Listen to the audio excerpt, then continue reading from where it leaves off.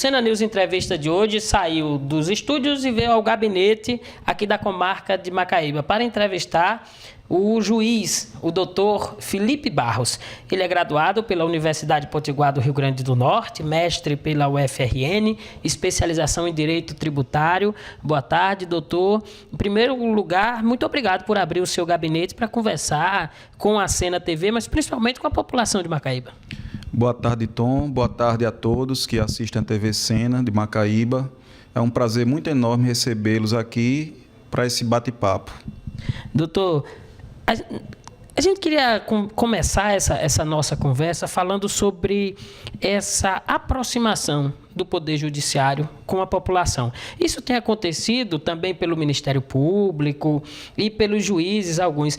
É uma questão da nova geração? É alguma norma do Conselho Nacional de Justiça? Por que essa aproximação?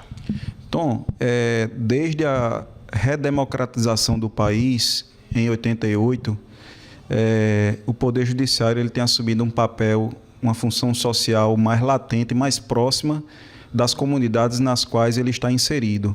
Então, eu diria a você que faz parte desse processo de redemocratização, de reaproximação das instituições em geral com a população, e o Poder Judiciário, como um dos 3 poderes da República, não poderia deixar de tomar esse tipo de atitude.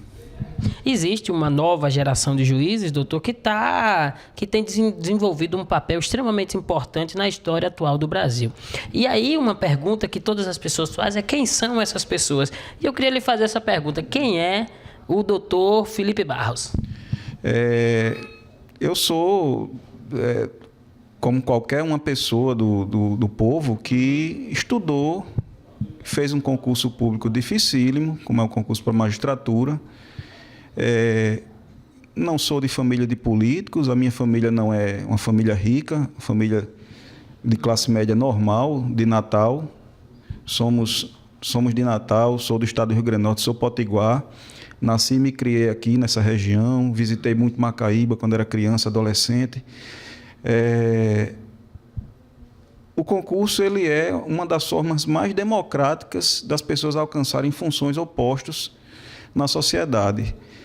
O ingresso na carreira da magistratura se dá assim, através do concurso, através do mérito, do esforço. E foi assim que essa geração nova de magistrados, como você bem colocou aí, chegou até onde chegou, através do concurso público. E, como o senhor falou, é um concurso extremamente difícil, né? Poucos passam. Quando o juiz, quando o proponente ao concurso público, ele passa, ele veste a toga. Antigamente se fazia não um endeusamento, doutor, mas o juiz ele se afastava muito da sociedade. Me parece que a máxima de se manifestar apenas nos autos se tornou uma coisa corriqueira entre os juízes. Ultimamente, não só nas decisões, mas até os ministros do Supremo têm se manifestado por questões simples. Isso é importante para colocar o Poder Judiciário mais perto do povo? Sim, como meio de comunicação, instituição, população, é importantíssimo. É bom que o juiz fale, se comunique, se aproxime. No entanto, ele também não pode se manifestar sobre processos dele que estiverem em andamento. Isso é uma regra posta pelo Código de Ética da Magistratura Nacional. E aí eu pergunto para o senhor, como que o juiz, como é que o magistrado traça esse limite de comunicação? Porque qualquer coisa que ele diga pode se transformar na própria posição da justiça. Como é que o juiz faz essa diferenciação, essa linha? Eu procuro dar informação daqueles processos que são de natureza pública. Eu procuro dar informação a respeito do andamento do processo, como ele se encontra. Jamais eu antecipo como eu irei decidir, até porque eu mesmo não saberia dizer. A análise de cada caso é feita individualmente, então não há como a gente prever como irá decidir. Evidentemente que os processos de natureza sigilosa, nós não podemos falar sobre eles absolutamente nada. E eu acho importante essa comunicação juízes, população, principalmente com relação às ações sociais e as consequências das decisões judiciais. Quer dizer, você, como juiz, dá uma decisão num processo importante, eu acho crucial que isso venha ao conhecimento do público, depois que a decisão for proferida, evidentemente.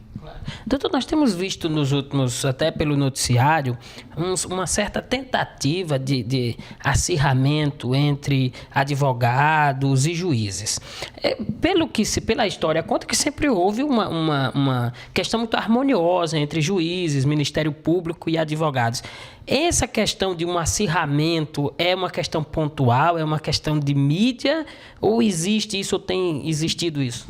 O que eu percebo é que primeiro, a advocacia é uma função essencial. A justiça, isso está na Constituição.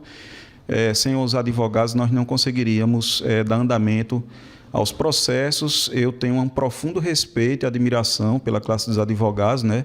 A minha esposa é advogada, então eu tenho essa situação até dentro de casa mesmo. Tenho amigos advogados, amigos de infância, pessoas do meu convívio que são advogados, então tenho o mais profundo respeito pela classe. E procuro manifestar concretamente esse meu respeito nas atitudes do dia a dia no fórum. Pelo menos aqui em Macaíba, a relação é extremamente harmoniosa com os advogados, de cooperação mesmo, entende? Onde eu vejo que acontecem problemas, são problemas que são muito mais daquelas pessoas, das personalidades daqueles indivíduos, seja magistrado, seja advogado ou promotor, do que em razão do exercício da função. Eu acredito que o problema seja muito mais de comportamental do indivíduo do que em razão dos cargos que eles ocupam. A instituição, a justiça, tem tomado um papel importante em decisões, principalmente no STF. Nos últimos anos, decisões importantíssimas foram tomadas. Essas decisões, elas são importantes para a sociedade, mas isso mostra também que a justiça está mais perto do povo?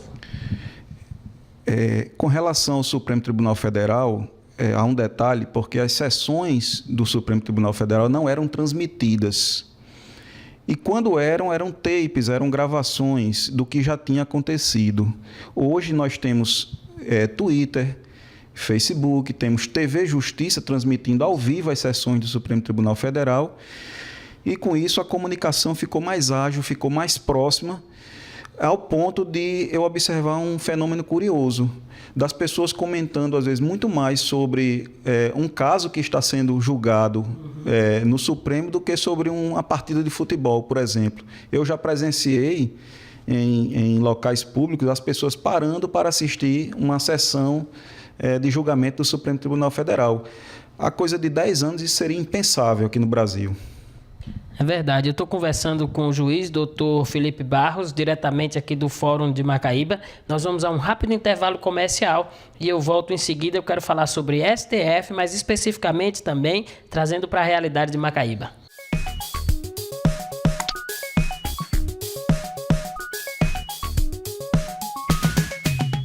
Quando você fala, alguém ouve. Presta atenção.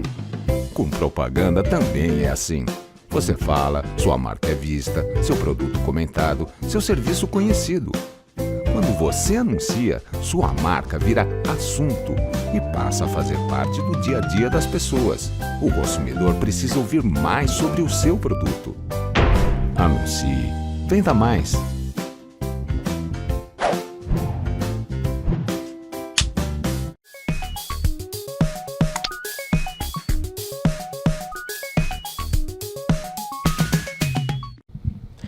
Estamos de volta aqui com o Sena News Entrevista e essa semana nós estamos conversando com o Dr. Felipe Barros, diretamente aqui do Fórum de Macaíba. Doutor, muito obrigado pela presença. Você acompanha pelo senatv.com.br e pelas nossas redes sociais Sena TV Play. Doutor, nós falávamos no bloco anterior sobre essas decisões do Supremo Tribunal Federal. Eu confesso para o senhor que antigamente nós sabíamos quem eram os ministros, mas nós não sabíamos da personalidade dele. O Brasil entrou nessa classe de países que transmitem através da TV Justiça e você fica sabendo, olha, como o saudoso Aires Brito nas suas colocações, que muitas vezes decisões poéticas no Supremo Tribunal Federal. O senhor colocou que as pessoas encontrou a população comentando mas também não criou meio que mostrou que dentro do Supremo tem opiniões divergentes e isso é importante? O Supremo Tribunal Federal ele é formado por 11 ministros ao todo. A forma de ingresso desses ministros é política, é através da indicação do presidente da República com sabatina pelo Senado Federal. É natural, até pela forma de nomeação desses ministros, que existam as mais diversas matizes de pensamento ali. Então, são 11 ministros, são 11 cabeças pensantes, a divergência deve ser encarada como algo natural e até, eu diria, saudável. Isso, doutor, não seria positivo isso, mas o que a gente tem visto também nos últimos anos, pelo menos como população, é que a indicação é de fato política. A sabatina no Senado acontece, de fato, muitas vezes nós vimos sabatinas que duraram 14 horas nos últimos anos, mas os juízes, quando entram lá, eles ficam isentos e cada um defende o seu posicionamento, né? Em tese, deve ser assim, né? Um comportamento que se espera de um ministro do Supremo é que ele atue com imparcialidade. Ser imparcial é diferente de ser isento. Nós, como seres humanos, temos as nossas vivências, temos as nossas experiências, e isso é trazido para o julgamento. O que você não pode ser é parcial. Ser parcial é aderir antecipadamente a uma das partes. Isso é ser parcial. Então, eu diria que o fundamental é o ministro, é o julgador, é o magistrado, ele ser imparcial. Ele estar aberto a ouvir os dois lados para decidir apenas no final, depois de ouvir os dois lados, e não tomar partido antecipadamente. E a isenção, eu acho que é algo que não é inerente ao ser humano. Nós carregamos conosco toda uma carga valorativa de coisas que aprendemos ao longo da vida, que isso influencia no julgamento. O fundamental, repito, é ser imparcial. Doutor, tem a imparcialidade naturalmente, mas como o senhor bem disse, tem as convicções dos ministros. Aí eu vou lhe fazer uma pergunta pessoal. Dos ministros de hoje ou dos ministros de ontem do STF, quais são os que o senhor se espelha em decisões ou em algumas colocações? Os ministros eles trazem consigo toda uma bagagem, né, de conhecimento. Eu, como estudei muito direito tributário, tenho pós-graduação nessa área e ainda trabalho, além de juiz aqui em Macaíba, eu sou também, já há mais de 10 anos, trabalho como juiz numa vara de execução fiscal em Natal, substituindo. E eu vou lhe confessar que um dos ministros que mais eu tenho admiração no Supremo, ele já é falecido, mas foi o ministro Aliomar Baleiro.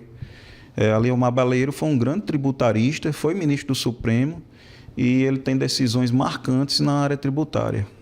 O saudoso ministro Baleiro deixou, sem dúvida nenhuma, um grande legado nessa área. Me parece também que depois disso nós não temos outros tributaristas no Supremo, né? Atualmente, pelo que me consta, não há tributaristas no Supremo, e com a nomeação do ministro Edson Fachin é que nós viemos a ter um civilista, alguém com formação na área de direito civil. Existem estudos a respeito das áreas de origem dos ministros nas universidades. É interessante perceber que dos 11, atualmente, salvo engano, apenas um veio da magistratura de carreira, é juiz de carreira, que é o ministro Luiz Fux, que foi do Tribunal de Justiça do Rio de Janeiro. O restante vieram de outras funções, trabalharam como professores em universidades, advogados, privados, enfim. Mas de carreira da magistratura, atualmente, salvo engano, apenas o ministro Luiz Fux. Doutor, para nós aqui mais leigos, né, eu queria que o senhor fizesse uma diferenciação dessa questão, né? Os juízes eles se especializam do direito criminal, do direito civil, do direito tributário, do direito fazendário. Existe a formação individual do magistrado, né, na área universitária. No meu caso, eu sou pós-graduado em direito tributário e depois eu fiz um mestrado em direito constitucional. Cada um escolhe uma área do direito pela qual se especializar. A especialização na unidade jurisdicional onde ele trabalha é outra coisa. Aí vai depender dos critérios de promoção, como aquele juiz vai chegar naquela unidade. Até bem pouco tempo atrás, por exemplo, aqui em Macaíba, eu era o juiz único e exclusivo da área criminal.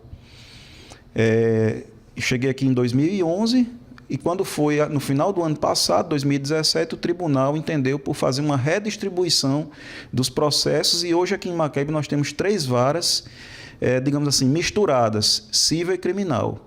Então, hoje, a gente aqui em Macaíba, na 3ª vara, somos de competência mista, civil e criminal. Uma pergunta, doutor, que vem da população. Quando o juiz ele está diante de uma sentença, quando ele julga alguma coisa, claro, notadamente o senhor vai se ater aos autos, às provas, o que foi colocado ali. Mas existe alguma outra... O juiz ele coloca algo de si, da sua criação, da sua formação ou da sua convicção na sentença? Sem sombra de dúvida. Isso faz parte a cultura do indivíduo é manifestada naquilo que aquele indivíduo produz, faz. Não poderia ser diferente com os juízes. Na hora em que eu elaboro uma sentença, toda a minha carga valorativa enquanto ser humano vai vir ali carregada na tinta daquela sentença. O que importa, eu repito, é você não se tornar parcial. Então, há momentos em que até a convicção pessoal do juiz deve ser deixada um pouquinho de lado, ou totalmente de lado, para você poder bem decidir, de acordo com o direito posto em vigor no país naquele momento. Porque todo juiz, quando assume a carreira na magistratura, ele tem a obrigação de jurar respeito à Constituição Federal. Então, acima da vontade pessoal de cada um, vem a Constituição. No entanto, é inevitável que um pouco da cultura, da carga cultural daquele magistrado desça até o processo na hora de uma análise de um caso. Doutor, tem algum aqui, o senhor está em Macaíba desde 2011, tem algum processo, claro, sem citar, em função de tudo, mas algum processo lhe tirou assim o sono, lhe deixou a pensar mais sobre uma determinada decisão? Olha, com o tempo a gente acaba ficando um pouco assim, eu não diria insensível, mas a gente controla mais nossas emoções, certo? Mas eu confesso para você, assim, agora que eu estou pegando competência civil novamente, mas como a maior parte do tempo eu fui juiz criminal aqui, alguns casos me tocaram assim, me foram bastante emocionantes. Eu vou sem mencionar nome, mas eu vou falar aqui de um caso de um estuprador serial, né? Esse rapaz ele aterrorizou aqui a região, estuprou várias meninas e nós ouvimos quase todas aqui. E não foi nada fácil, não, foi bem complicado. Outro caso que me chama a atenção também, envolvendo crime sexual e quase um homicídio, de uma garotinha que foi levada para dentro de uma construção, uma obra, e ali ela foi apedrejada na cabeça, abusada sexualmente, e essa moça ficou paraplégica. Ela adentrou na sala da audiência aqui, carregada pela mãe nos braços. Também foi um momento muito emocionante e que às vezes a gente assim tem que parar, respirar um pouco para poder conduzir o caso. Muito obrigado. Estou conversando com o doutor juiz Felipe Barros, diretamente aqui da comarca de Macaíba. Nós vamos a um rápido intervalo comercial e eu volto em seguida para esse último bloco, a gente falar mais especificamente da cidade de Macaíba.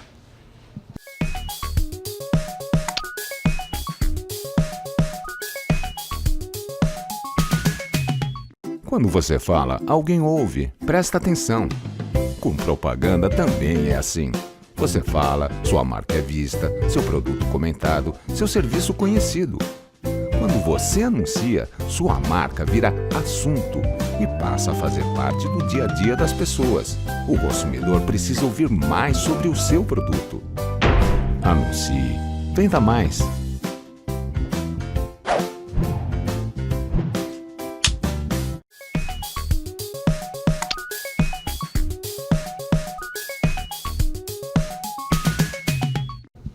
O Sena News entrevista de hoje saiu do estúdio. Nós viemos aqui, nós estamos a comarca conversando com o doutor Felipe aqui da comarca de Macaíba. Muito obrigado, doutor, por receber a nossa equipe, por conversar. Doutor, eu quero fazer uma pergunta agora, senhor. A população em si tem um certo medo do juiz. O senhor diria que é temor, mas é medo mesmo. A gente se arruma mais, fica mais bonito. A gente é o português para conversar. Esse distanciamento formal do juiz faz parte da carreira, faz parte da sua, né, da toga. Mas o senhor frequenta, o senhor vai a eventos da população, o senhor participa da comunidade? Tom, eu vou deixar para o público dizer isso, mas assim, aqui eu participo bastante aqui em Macaíba. Eu tenho um enorme prazer de conviver aqui no dia a dia na cidade. Eu não resido aqui, mas eu resido já na saída para Natal, dão exatos 20 quilômetros da minha casa para cá. Então, eu estou aqui direto em Macaíba. Eu jogo pelada de futebol aqui em Macaíba. Já joguei no Cruzeiro de Macaíba. Peraí, o senhor foi jogador do Cruzeiro de Macaíba? Já andei lá arriscando uns toques de bola lá pela lateral direita do Cruzeiro. Olha aí, então vamos convocar aqui o senhor juiz para o próximo jogo. É só me chamarem que eu vou. Então, assim, frequento ali o cafezinho do Belchior no mercado público de Macaíba. Daqui a pouco, hoje, vou ali para a escola Henrique Castriciano falar para os jovens a respeito do tema da violência. Recebi o convite, estou indo lá. Sábado, agora que vem, eu não vou poder estar presente, mas nós vamos ter o primeiro batismo dos presidiários que cumprem pena lá no CDP de Macaíba, uma ação lá de um grupo religioso. Sempre que eu posso, estou aqui. Existe a horta, que vocês já conhecem, já fizeram matéria. Aqui e acolá, quando dá tempo eu estou lá, vou lá. Então, eu frequento aqui a cidade sem problema nenhum. Sei que o índice de violência é grande. No ano de 2013 foi o pico, né? Tivemos 114 homicídios aqui em Macaíba, mas nem naquele tempo eu deixei de andar, de circular.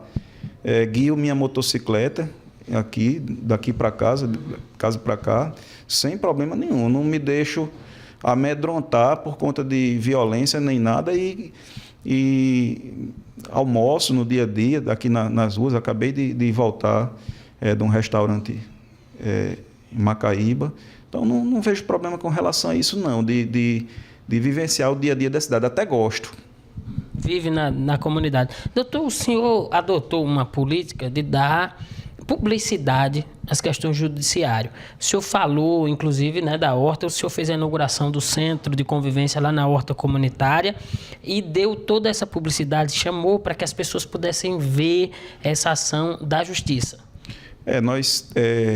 Isso vem de encontro justamente à necessidade de comunicação e de interação do Poder Judiciário com a sociedade, que foi o mote da sua primeira pergunta aqui hoje. Nós tentamos com isso fazer com que não somente a população tome conhecimento das ações do Poder Judiciário, que tenham conotação social aqui na cidade, mas também, de repente, até estimular com que outras pessoas, ou empresários, ou grupos, também tentem fazer alguma coisa. Eu acho até que Macaíba é uma cidade que tem bastante essa vocação. Eu vejo o pessoal se movimentando. Aqui nós temos Lions Club, temos a maçonaria, temos várias casas, abrigo de infância para crianças carentes e idosos. Acho até que nós temos que aproveitar mais esse potencial que a população de Macaíba tem de empreender socialmente. Para isso, a gente precisa se comunicar. O senhor falou e tocou aí em entidades que trabalham com assistência social.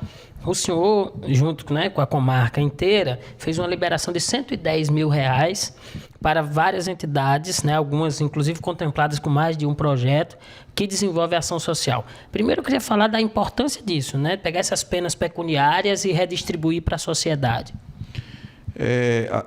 Esse projeto ele existe sempre que há dinheiro a ser disponibilizado, dinheiro esse fruto de crimes, né? São pessoas que cometeram crimes, aí são estipuladas penas em pecúnia, em dinheiro, E aí nós fazemos um edital, as entidades se cadastram, concorrem e esse dinheiro é liberado anualmente.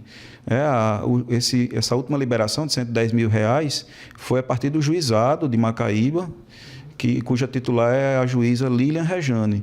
Nós cuidamos apenas da parte final burocrática e da elaboração daquele dia festivo de entrega dos alvarás. E naquele dia, inclusive, várias entidades vão trabalhar, a delegacia, a Fundação Oicos e outras entidades foram beneficiadas aqui. Esse projeto continua? Continua. Inclusive, já existe de prestações pecuniárias recolhidas cerca de R$50 mil. Então, tão logo essas entidades que receberam esse dinheiro agora nessa leva façam as suas prestações de contas, um novo edital já vai ser publicado e novas entidades, ou as mesmas, se tiverem novos projetos, poderão concorrer novamente. Doutor, agora mudando mais para o finalzinho, eu queria lhe fazer uma pergunta. O doutor Felipe acredita no Brasil, no futuro do Brasil? Tom, eu tenho 2 filhos, um de 9 e outro de 15 anos. Eu sou obrigado a acreditar no futuro do Brasil. Eu não desisto. Acho que não devemos baixar a cabeça, não devemos desistir. Existe um filósofo chamado Fritjof Capra, salvo engano o nome é esse. Eu não me esqueço de um livro que eu li dele, onde ele falava que a crise deve ser encarada como um momento para crescimento pessoal e da sociedade. Então, nós temos que aproveitar o momento de crise para tentar crescer, aprender com os erros cometidos e tentar crescer, e com isso melhorar o nosso Brasil. Doutor, e nessa falta de pessoas a se espelhar, o juiz se tem esse cunho, né? Nós olhamos o juiz, muitas vezes nos espelhamos, eu quero ser aquilo. Como é que o senhor se coloca como esse... Por exemplo, o senhor vai dar uma palestra agora para os alunos, né?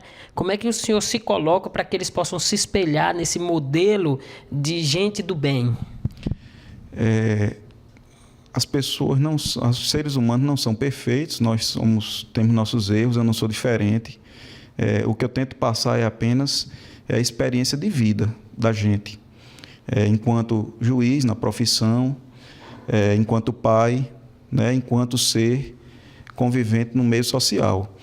Longe de querer ser modelo para ninguém, não é isso, mas a gente tenta, através de um diálogo aberto, franco, é isso que eu procuro fazer, debater temas importantes e não só tentar passar algo, mas também no feedback, na resposta que eu recebo, tentar aprender também um pouco. Então, é uma construção coletiva. Doutor, qual é a mensagem para os jovens? Estudar, acho que é o ponto principal. Aprender as disciplinas básicas, que é o que vai lhe garantir poder lutar pela sua sobrevivência. Não se envolver de jeito nenhum com drogas, porque isso traz um atraso muito grande na vida deles. E pode parecer um pouco antiquado, mas realmente essa é a minha visão. E respeitar sempre seus pais, seus familiares. Eu acho que isso seja algo positivo para os jovens de hoje. Doutor, muito obrigado. Foi um prazer lhe receber aqui na Cena TV. Eu que agradeço e estou à disposição para quaisquer esclarecimentos. Obrigado, eu conversei com o juiz Felipe Barros, diretamente aqui da comarca de Macaíba, no programa Cena News Entrevista. Voltamos na semana que vem.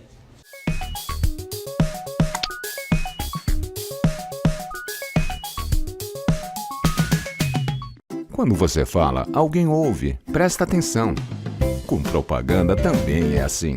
Você fala, sua marca é vista, seu produto comentado, seu serviço conhecido. Quando você anuncia, sua marca vira assunto e passa a fazer parte do dia a dia das pessoas. O consumidor precisa ouvir mais sobre o seu produto. Anuncie. Venda mais.